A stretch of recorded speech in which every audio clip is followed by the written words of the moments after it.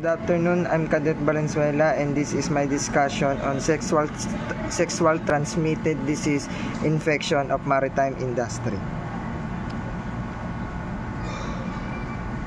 Sexual transmitted infection, STIs, can be a concern in the maritime industry due to factors like extended periods away from home, close living quarters on board ships, and exposure to different ports with varying healthcare standards. This condition can contribute to an increased risk of STIs among maritime workers.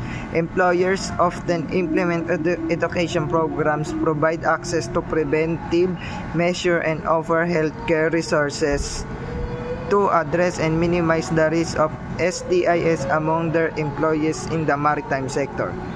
In the maritime industry, the risk of sexual transmitted diseases, infection, STDs, STIs can arise due to factors such as long periods away from home, close living quarters on board ships, and exposure to various ports and their associated lifestyle.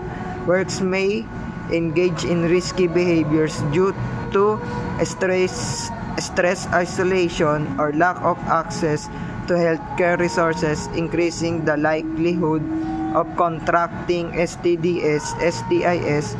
Employees often provide education, access to preventive measures, and healthcare resources to address their concern. Yun lamang po, sir, and thank you.